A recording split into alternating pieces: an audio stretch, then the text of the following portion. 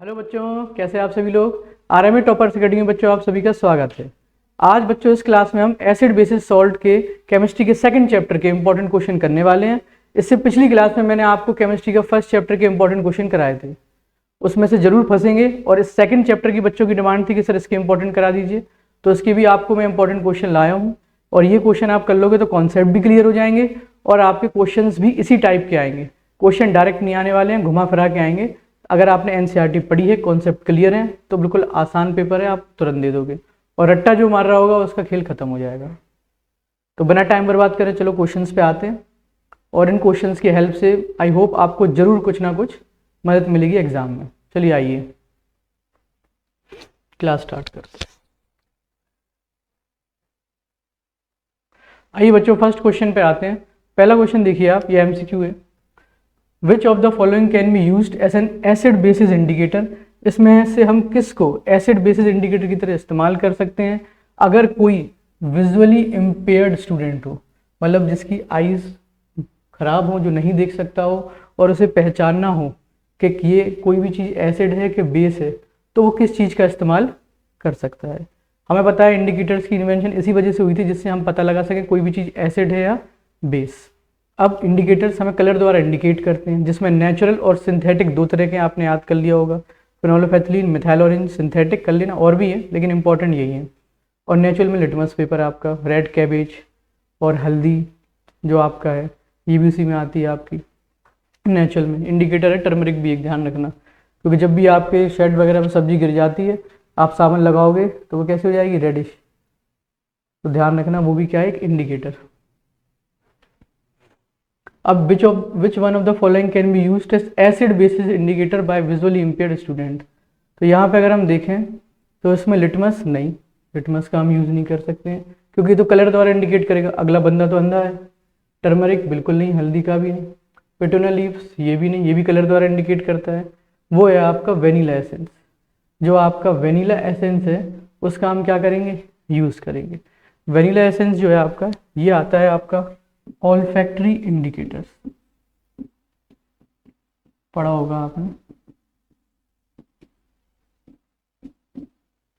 ये आपका किसके अंदर आता है, ऑल्फैक्टरी इंडिकेटर्स के अंदर आता है। ऑल्फैक्टरी इंडिकेटर्स आपने पढ़े होंगे, ऐसे इंडिकेटर्स जो हमें स्मेल द्वारा बताते हैं कोई भी चीज़ एसिड है या बेस है।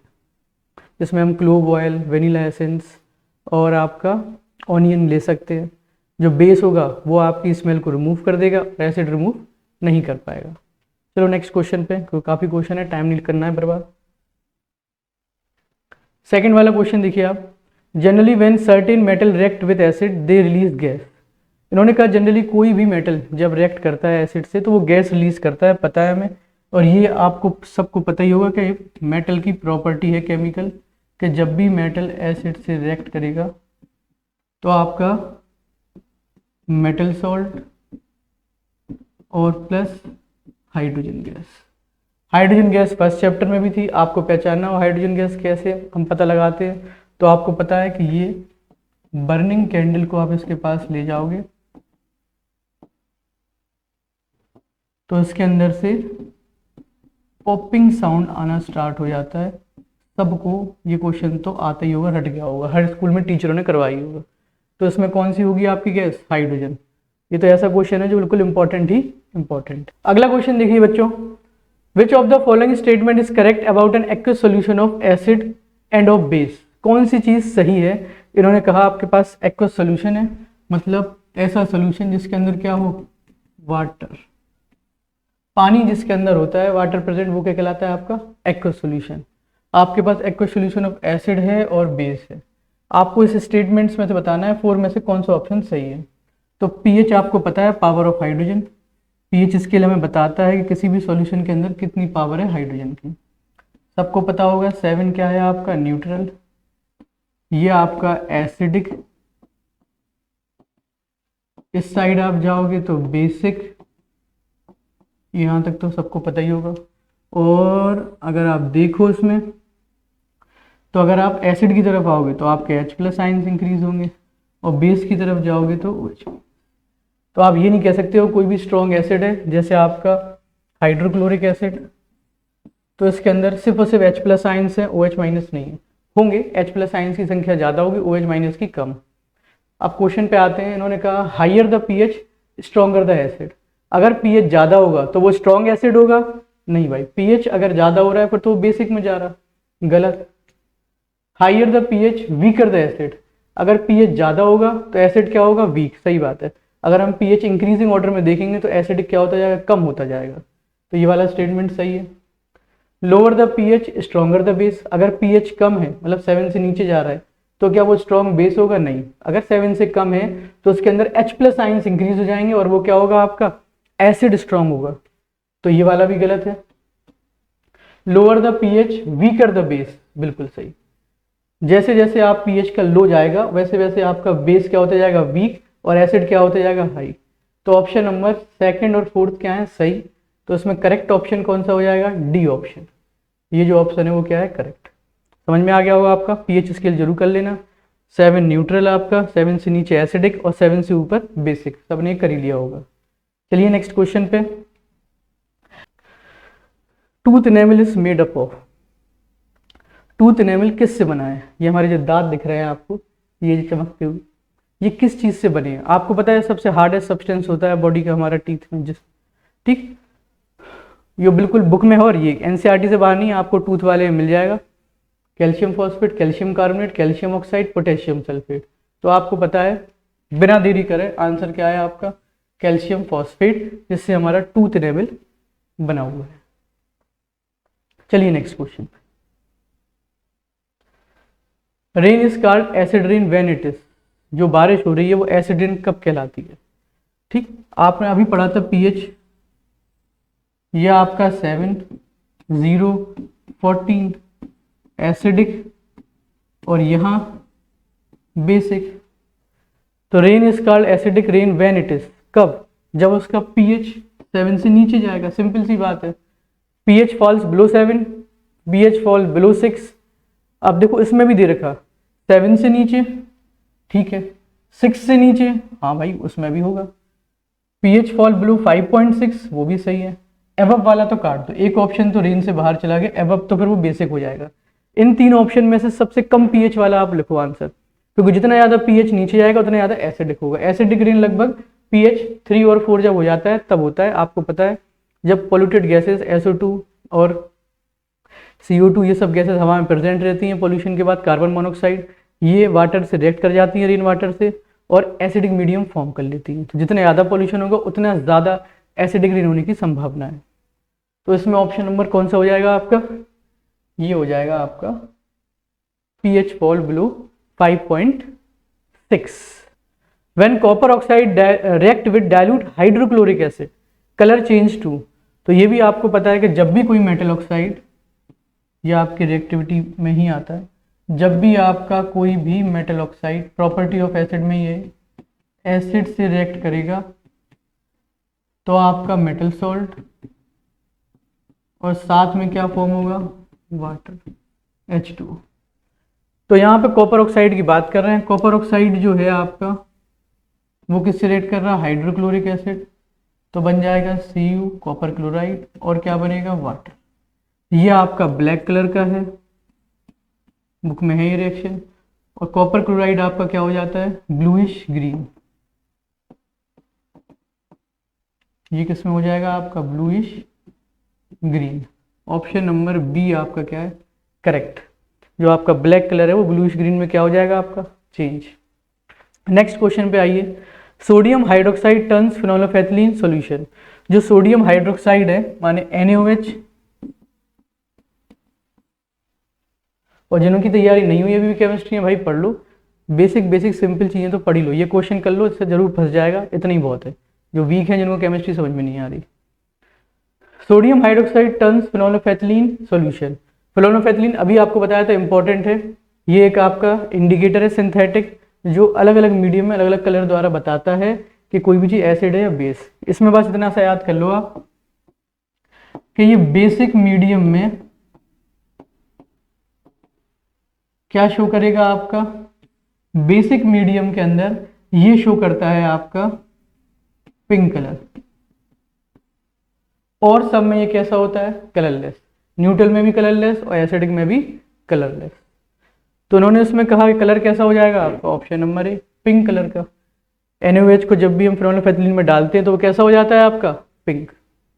आई होप आपको समझ में आ गया, वो तीनों क्वेश्चन सरल से थे, कई लोगों ने तो आंसर ऐसे ओरली दे दिए होंगे, इनकी पढ़ाई सही चल रही होगी। चलो नेक्स्ट क्वेश्चन पे,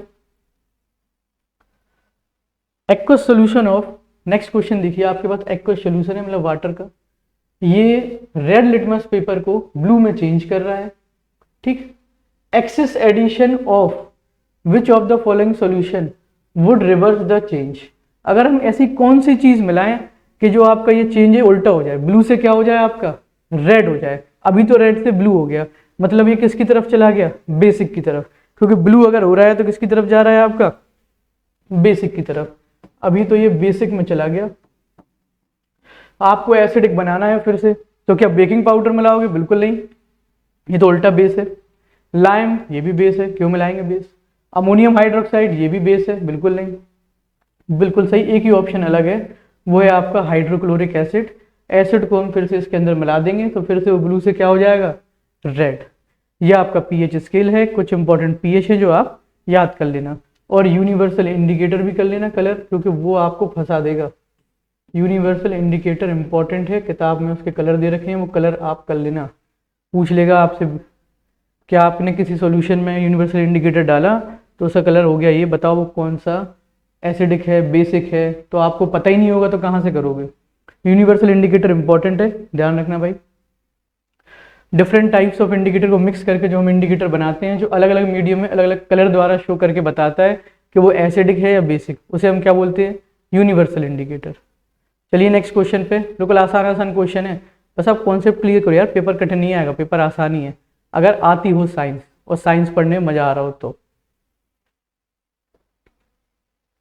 नेक्स्ट क्वेश्चन देखो, to a solution of sodium hydroxide in a test tube. Next वाले क्वेश्चन में कहा गया है कि आपके पास सोल्यूशन है, NaOH को टेस्ट ट्यूब में आपने डाला, ठीक। ये 3 मार्क्स के जो पार्ट्स में क्वेश्चन रहते हैं वो वाले क्वेश्चन है ये। तो उन्होंने इसमें कहा to a solution of sodium hydroxide in a test tube 2 drop of phenolphthalein. तो ये आपके पास टेस्ट ट्यूब है, इसमें आपने क्या करा, 2 ड्रॉप्स डाली फिनोलोफेथिलीन की, ओके। तो क्या कलर चेंज हुआ, अभी बताया था, NaOH क्या है, एक बेस है, और बेस के अंदर जब आप फिनोलोफेथिलीन डालोगे तो कलर कैसा हो जाता है आपका, पिंक। तो इसका आंसर क्या होगा, पिंक कलर, फ्री के marks. If dilute HCl is added to dropwise to the solution, अगर हम हाइड्रोक्लोरिक एसिड को ड्रॉप वाइज सॉल्यूशन में डालेंगे तो कलर क्या होगा। इसके अंदर हमने डाइल्यूट HCl, इसके अंदर हमने एक ले लिया बीकर और ड्रॉप बाई ड्रॉप HCl डाला हल्का हल्का, तो क्या होगा, सॉल्यूशन फिर से कैसा हो जाएगा।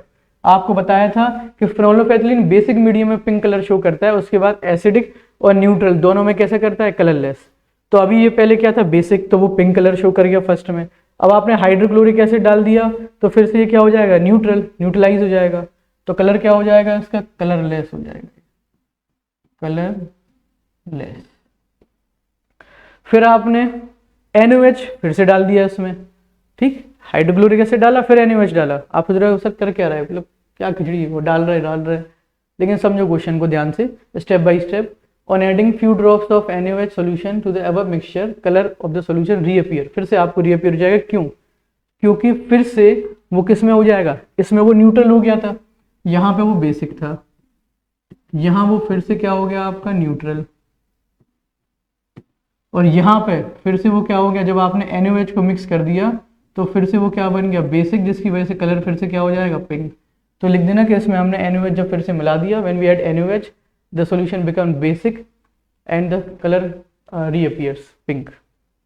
चलिए नेक्स्ट क्वेश्चन में, फिनोलोफेथिलीन और मेथाइलोनिन दोनों इंपॉर्टेंट है, इसलिए मैं बार बार बता रहा हूँ, लिटमस पेपर, फिनोलोफेथिलीन और मेथाइलोनिन, ये जरूर याद कर लो आप। You are given 2 test tube A and B, आपके पास 2 टेस्ट ट्यूब हैं A और B। ये एक बंदा आपकी क्लास के लिए हुए, दूसरे में ये B लिए। pH ऑफ सॉल्यूशन A 6, इसका जो pH है सॉल्यूशन का वो 6 है, और दूसरे वाले का जो pH है वो 8 है। Which solution is acidic and which is basic, बिल्कुल मक्खन क्वेश्चन, बार बार बता दिया भाई। 7 न्यूट्रल, 0 14, ठीक। आपका 6 है, 7 से नीचे, तो क्या है आपका एसिडिक, 7 से ऊपर बेसिक। तो यहाँ पे अगर हम बात करें इसमें which solution is acidic and which is basic, कौन सा सॉल्यूशन एसिडिक है और कौन सा बेसिक है, तो एसिडिक कौन सा है आपका 6 वाला, तो एसिडिक हो जाएगा ए, ठीक।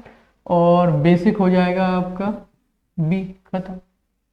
विच solution has more H plus ions, H plus ions किस में ज़्यादा हैं, तो ये भी आपको पता होगा, आपको अभी बताया था कि यहाँ पे अगर हम देखें तो जैसे जैसे नीचे जाता है 7 से तो H प्लस आइंस इंक्रीज होते हैं, और अगर 7 से ऊपर जाएगा तो H प्लस आइंस कम होते जाएंगे। तो H प्लस आइंस किस में ज़्यादा होंगे, ए में, क्योंकि ए एसिडिक है, तो वाटर में डिजोल्व होने पे उसमें ही ज़्यादा क्या निकलेंगे, H plus ions. Why hydrochloric acid is stronger acid than acetic acid, acetic acid आपको पता है एक वीक एसिड है, और ये जो आपका है हाइड्रोक्लोरिक एसिड ये स्ट्रॉन्ग एसिड है। क्यों, उसका रीजन आप लिख देना, क्योंकि जब हम हाइड्रोक्लोरिक एसिड को और एसिटिक एसिड को वाटर में डिसॉल्व करेंगे तो H प्लस आइंस किस में ज़्यादा रिलीज होंगे, हाइड्रोक्लोरिक एसिड में। हाइड्रोक्लोरिक एसिड का pH काफ़ी नीचे है तो उसके अंदर H प्लस आइंस ज़्यादा रिलीज होंगे, इसलिए वो मोर स्ट्रॉन्गर है किससे, एसिटिक एसिड से। H कंपेयर्ड लिख देना, when we add hydrochloric acid and acetic acid in water, the H plus ion, the concentration of H plus ions in hydrochloric acid is more compared to acetic acid, so it is a strong acid। आ गया होगा, तो pH वाला topic कर लेना, देखो pH वाले से कितने क्वेश्चन बन रहे हैं, जरूर करके जाना भाई। चलो नेक्स्ट क्वेश्चन पे, अभी भी पढ़ लो भाई, जो अभी भी बैठे हैं अरे आज नहीं कल नहीं परसों, आगे पीछे के भरोसे जा रहे हैं, तो राम भरोसा ही है भाई, इतना तो पढ़ लो जीवन में कि यही नहीं पढ़ा जा रहा। Salt A commonly use in bakery product, जो आपका सॉल्ट ए है, सॉल्ट की बारी आ गई, ये बेकरी प्रोडक्ट्स में आपका इस्तेमाल होता है। आपने सॉल्ट पढ़ लिया होगा, baking soda, bleaching powder, washing soda, plaster of Paris, ये सब सॉल्ट की reaction, caustic soda. On heating get converted into another salt B, जब आप इसको हीट करोगे तो दूसरे सॉल्ट में वो कन्वर्ट हो जाएगा बी में, जिसका हम इस्तेमाल करते हैं। चलो आगे पढ़ने की जरूरत नहीं है। बेकरी प्रोडक्ट में कौन सा सॉल्ट है आपको आंख बंद करके पता होगा, वो है आपका बेकिंग सोडा, सबके मन में आंसर आ ही गया होगा। बेकरी प्रोडक्ट्स माने आपके केक के अंदर, पकौड़ा के अंदर, ठीक, इन सब के अंदर हम बेसिकली इसी सॉल्ट का इस्तेमाल करते हैं। तो इसका फॉर्मूला आपको पता है NaHCO3 बेकिंग सोडा, इसको हीट करोगे, बुक में रिएक्शन है बाकायदा, तो क्या मिलेगा Na2CO3 वाटर और साथ में CO2। तो गैस तो हमें पता चल गई, गैस ये आपका C हो गया, ये आपका क्या हो गया B, और ये आपका क्या हो गया A। खत्म क्वेश्चन, क्योंकि उन्होंने आगे हिंट भी दे दी, गैस C को हम पास करेंगे लाइम वाटर से तो वो क्या हो जाएगा milky. The gas C when pass through the lime water turns milky, तो आपको आंख बंद करके पता है कि ये CO2 की ही प्रॉपर्टी है। तो ये आपकी बुक की ही रिएक्शन है, सोडियम कार्बोनेट को हम यूज़ करते हैं हार्डनेस ऑफ वाटर को रिमूव करने के लिए, ये भी आप याद कर लेना। आई होप आपको समझ में आ गया होगा। चले नेक्स्ट क्वेश्चन पे, सरल है भाई, सिर्फ किताब आप पढ़ लो NCERT, सारा कुछ NCERT से, कुछ बाहर से नहीं आएगा, बस क्वेश्चन को समझना पड़ेगा। डायरेक्ट कोई आपको दे नहीं देगा, परोस देगा कि भाई कर लो, ये है क्वेश्चन, समझना तो पड़ेगा। डायरेक्ट क्वेश्चन तो बंद है भाई। अब when electricity is pass through a common salt solution, sodium hydroxide is produce along with the liberation of two gas. अब वो कह रहा है कि कॉमन सॉल्ट सॉल्यूशन से आपने, आपके पास क्या है कॉमन सॉल्ट सॉल्यूशन, ठीक, सोडियम हाइड्रोक्साइड आपका बनेगा जब आप कॉमन सॉल्ट सॉल्यूशन में बिजली पास करोगे, तरंगे पास कर दोगे, ठीक, और दो गैस निकलेंगी, X, T नहीं है Y है, X और Y। गैस X जो है वो पॉपिंग साउंड, पॉपिंग आ गया भाई, तो पॉप किसका होता है आपका हाइड्रोजन, 1000 बार बता दिया। और Y जो गैस है, क्योंकि Y होगा sir, Y is use for disinfectant, drinking water को साफ करने के लिए जो गैस होती है, ये भी पढ़ा होगा आपने, ये कौन सी होती है? क्लोरीन। स्विमिंग पूल में नहाने जाते हैं आप, एक हफ्ते में पानी चेंज होता है उसका, तो उसके अंदर भी हम क्लोरीन मिलाते हैं, इसलिए काले पड़ जाते हैं, दिक्कत होती है, जिससे वो क्या है, डिसइंफेक्टेंट्स उसके हट जाए। तो अब सीधी सीधी रिएक्शन पे आते हैं, आप समझ ही गए होगे। कॉमन सॉल्ट के अंदर बिजली पास कर रहे हैं, NaCl प्लस वाटर, जिसको हम क्या कहते हैं, कई बार 1 मार्क्स क्वेश्चन आता है, ब्राइन सॉल्यूशन। इसके अंदर से अगर हम इलेक्ट्रिसिटी पास करेंगे तो क्या होगा आपका, NaOH बनेगा, कॉस्टिक सोडा, क्लोरीन, और साथ में कौन सी गैस, हाइड्रोजन। ये जो कॉस्टिक सोडा है, इसके बनने की प्रोसेस को भी मैंने पढ़ाया था, उसे हम बोलते हैं क्लोर एल्कली प्रोसेस। राइटिंग देख लेना भाई, क्योंकि जल्दी जल्दी मुझे आपके क्वेश्चंस कराने हैं और मुझे क्लास भी लेनी है। इस वक्त क्लास में बहुत बिजी हूँ क्योंकि सबके एग्जाम चल रहे हैं, तो बहुत ज़्यादा बिजी चल रहा हूँ। नया सेशन अप्रैल से एक नया स्टार्ट होगा, यूट्यूब पे हम लगातार आएंगे, कोशिश रहेगी कि आपको ज़्यादा से ज़्यादा इस बार कंटेंट प्रोवाइड कराया सके 9th 10th 11th 12th का। चलिए नेक्स्ट क्वेश्चन पे अब, तो आइडेंटिफाई एक्स एंड वाई। चलो भाई एक्स तो मिल गया, एक्स जो है आपका वो है हाइड्रोजन गैस, वाई जो है वो है क्लोरीन गैस जो रिलीज हो रही है। केमिकल इक्वेशन देनी थी, वो भी हमने दे दी, मैंने पहले ही लिख दी। State the reaction of Y with dry slaked lime, ये भी यहाँ पूछा गया। ठीक, जो वाई है आपका क्लोरीन, उसको स्लेक लाइम से पास करा गया। स्लेक लाइम क्या है आपका, कैल्शियम हाइड्रोक्साइड। इसमें आप क्लोरीन गैस पास करोगे तो आपका बन जाएगा ब्लीचिंग पाउडर, पानी। ये भी आपका बुक में ब्लीचिंग पाउडर, कैल्शियम ऑक्सीक्लोराइड। तो एक ही क्वेश्चन में उन्होंने देखो दो चीजें पूछ ली, कॉस्टिक सोडा वाली रिएक्शन पूछ ली और ब्लीचिंग पाउडर भी। तो ऐसे एक्स वाई वाले क्वेश्चन ही ज्यादा आने वाले हैं। तो अगर आपको चीजें याद होंगी तो आप आपस में रिलेट कर पाओगे, और आप रट के चलेगा कि भाई हमें तो पता है क्लोरेटरी क्या है, रट लो बस, कॉस्टिक सोडा कैसे बनता है। बाहर पेपर करके आ रहे हो, पता चला रहे इसमें तो ये करना था, मैं तो और कुछ लिखा आया। तो क्वेश्चन को समझो, कॉन्सेप्ट क्लियर करो।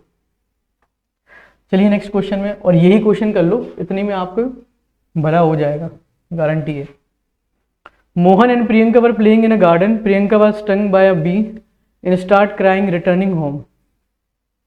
मेरी क्लास का भी टाइम हो गया है, देखिए जल्दी। Mohan and Priyanka were playing in a garden, garden में खेल रहे हैं। Priyanka was stung by a bee and start crying. तो आपकी मोहन और प्रियंका दोनों खेल रहे थे गार्डन में, प्रियंका को मधुमक्खी ने काट लिया और वो नाजुक बेचारी रोने लगी और घर लौट गई। Her mother immediately observe the effect area, उन्होंने मदर ने देखा कि अरे ये तो फूल गया। कईयों को मधुमक्खियों ने काटा होगा, जहाँ काटता है हल्का सूज जाता है, फूल जाता है। ठीक, उन्होंने क्या है आपका टूथपेस्ट लगा दिया जहाँ पे वो जलन हो रही थी, और फर्स्ट एड किट, और अपने पास के डॉक्टर के पास गई। सबसे पहले प्रियंका रो क्यों रही थी, तो उसका आंसर है कि भाई नाजुक कली थी, रोएगी, काट लिया, जल्दी दर्द होने लगी। ये नहीं, आप उसमें लिख देना, वरना तुम यही लिखाओ, बेवकूफ़ तो लोग हो सबके सब। वाई डिड प्रियंका कराई, तो आपका सिंपल सा बात है कि प्रियंका इसलिए, क्योंकि प्रियंका को बी ने काटा था और बी स्टंग की वजह से उसको यहाँ पे क्या हो रहा था, इरिटेशन, जलन हो रही थी, इस वजह से वो रो रही थी। क्योंकि बी के स्टंग के अंदर कौन सा एसिड था, मिथेनोइक एसिड। नीचे पूछा गया name the chemical substance present इन, तो ये आपका कौन सा होता है, फॉर्मिक एसिड, बुक में लिखा है, और या फिर आप मिथेनोइक। टूथपेस्ट क्यों लगाया, क्योंकि भाई ये एसिड था, एसिड को न्यूट्रलाइज करने के लिए हम टूथपेस्ट लगाएंगे, जो क्या है आपका बेस। एसिड को आप बेस लगा दो तो क्या होगा आपका साल्ट, और क्या बनेगा आपका वाटर। खत्म हो गया। क्या था ये, क्वेश्चन के नाम पे धब्बा था ये। जिसको ये भी ना आए तो भाई फिर बढ़िया ही है उसका, राम भरोसे जाओ। तो प्रियंका रो क्यों रही थी, ये तो मेरे से अच्छा लिख लोगे, ठीक है, और कुछ मत लिख देना उसमें क्यों रो रही थी। Name the chemical substance present in the bee stung, तो कौन सा केमिकल सब्सटेंस उसके अंदर प्रेजेंट है, ये पूछ रही थी वो, तो फॉर्मिक एसिड।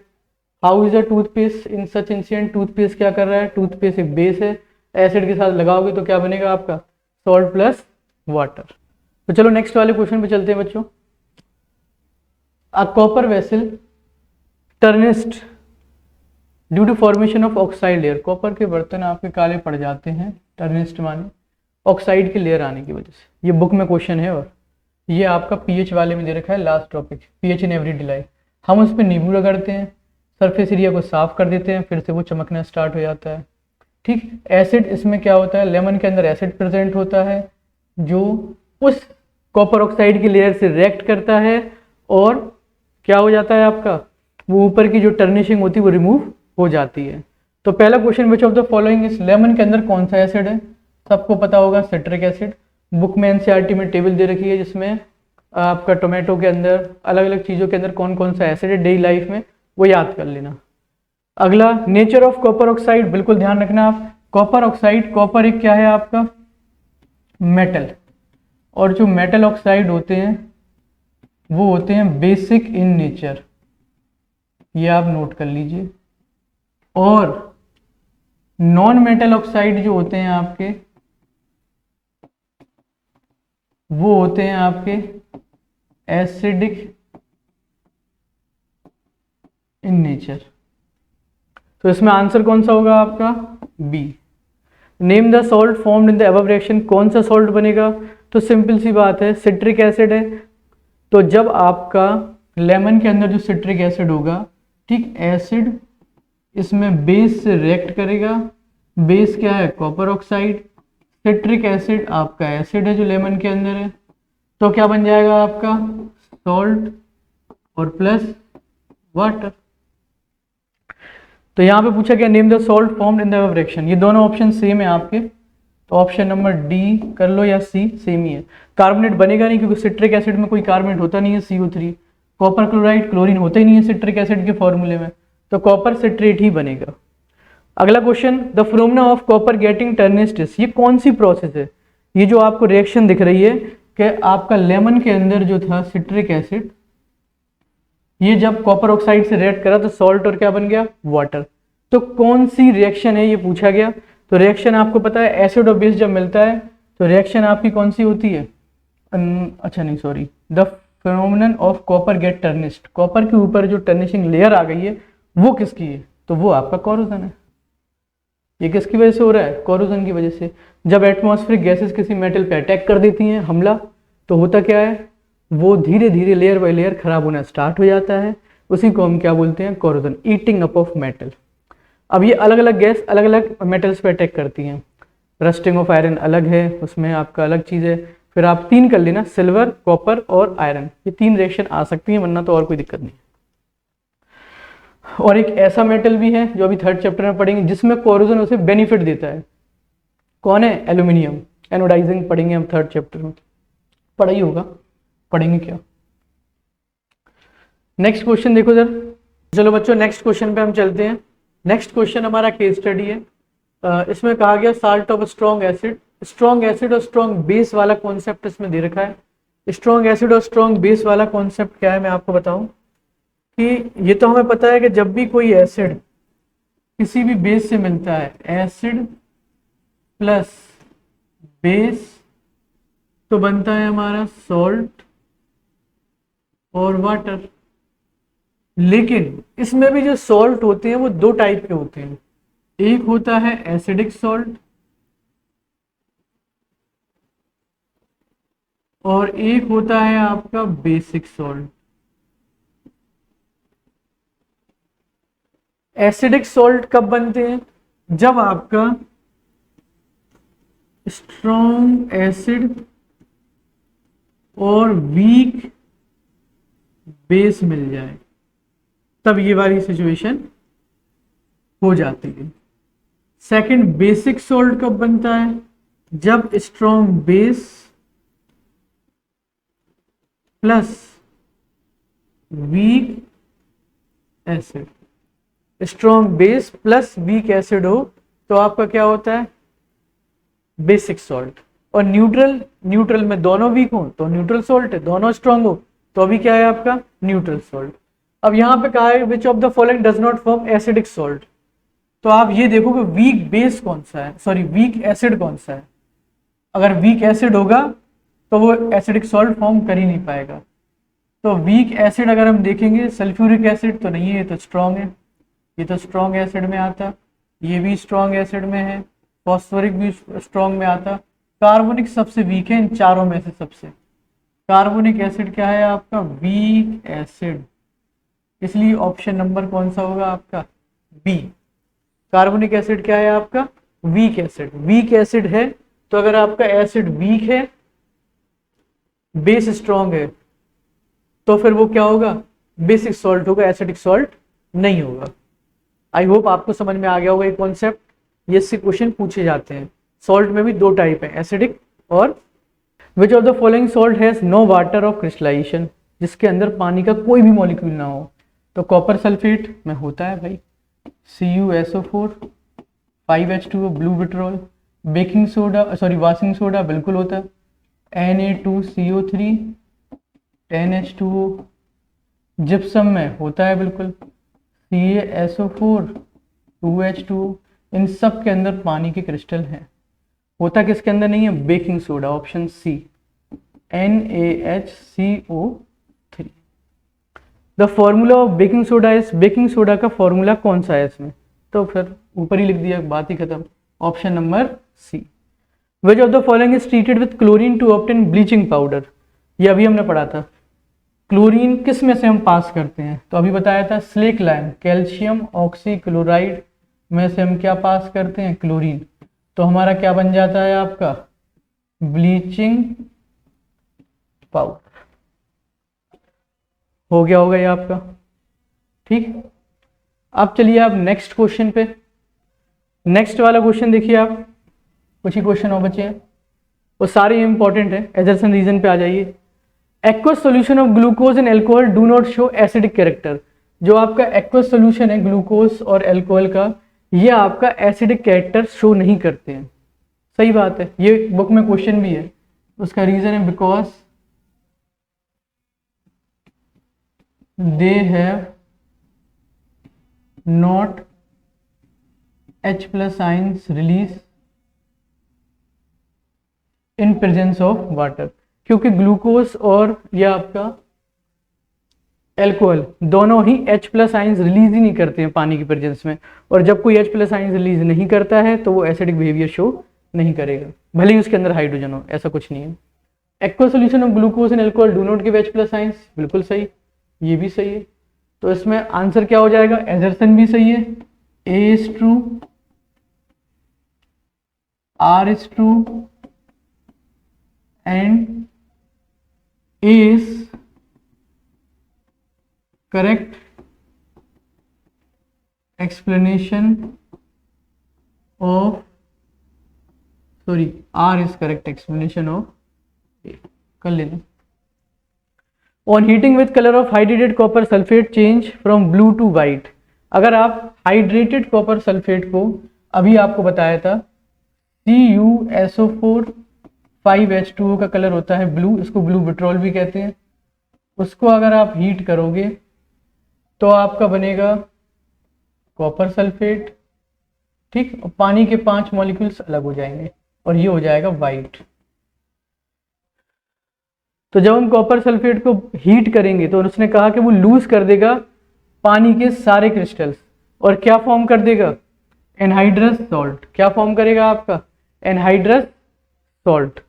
एनहाइड्रस सॉल्ट इस वजह से फॉर्म करेगा आपका, क्योंकि मैंने आपको बताया कि आपका ब्लू विट्रोल जो होता है ब्लू कलर का होता है, हीट करने में पानी के 5 मॉलिक्यूल्स क्या हो जाते हैं, अलग हो जाते हैं, सिर्फ आपका CuSO4 बचेगा वाइट का, और फिर से इसे हवा में रख दोगे तो फिर से ये पानी के 5 मॉलिक्यूल्स क्या कर लेगा आपका, फॉर्म कर लेगा। अगला देखो, तो इसमें ऑप्शन क्या होगा, इसमें सेम ऊपर वाला होगा कि एजर्सन भी सही है, रीजन भी सही है, और उसका एक्सप्लेनेशन भी क्या है, सही है। नेक्स्ट क्वेश्चन पे आइए बच्चों। इस वाले क्वेश्चन में अगर हम देखें, water must always be added to acid with constant stirring, क्या हम पानी को एसिड में मिलाएंगे, कांस्टेंट स्टिर माने आराम से स्टिर करके, नहीं। सबसे पहले तो एसिड को हम पानी में मिलाते हैं, ध्यान रखना, एसिड को ही हम वाटर में मिलाते हैं जब उसे डाइल्यूट करते हैं। लेकिन यहाँ पे डाइल्यूशन की बात नहीं हो रही है, एक ये भी चीज़ घुमाया गया है, देखो ध्यान से। यहाँ उन्होंने कहा नहीं कि डाइल्यूट करना, उन्होंने तो कहा कि जब भी हम पानी को एसिड में मिलाते हैं या एसिड को पानी में मिलाएं तो हम एकदम नहीं मिलाते, एकदम डाल उसे क्या करते हैं, कांस्टेंट स्टिरिंग, हल्का सा उसे स्टिर करते रहते हैं।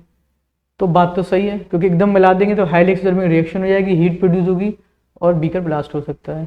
चाहे आप वैसे सही तरीका, क्योंकि उसमें डाइल्यूशन की बात नहीं कही गई, डाइल्यूट अगर आपको करना है तो आपको पता है पानी की मात्रा क्या होनी चाहिए, ज़्यादा, वाटर की क्वांटिटी होनी चाहिए ज़्यादा आपकी, और वाटर में हम क्या मिलाते हैं, एसिड। सही तरीका ये, क्योंकि आपने एसिड में पानी मिलाया तो उसमें हाईली एक्सोथर्मिक रिएक्शन हो जाएगी और जो हीट इवॉल्व होगी उससे एक्सीडेंटल फायर लग सकती है।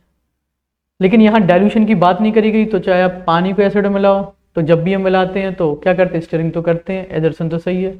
मिक्सिंग ऑफ एसिड तो क्या डिक्रीज कर देता है कंसेंट्रेशन पर यूनिट वॉल्यूम, बात तो सही है, पानी की मात्रा बढ़ जाएगी तो वाटर के मॉलिक्यूल्स ज़्यादा हो जाएंगे और H+ ions unit per unit volume के हिसाब से क्या हो जाएंगे, कम। ये शब्द देखो, पर यूनिट वॉल्यूम, इसके हिसाब से तो कम हो जाएंगे।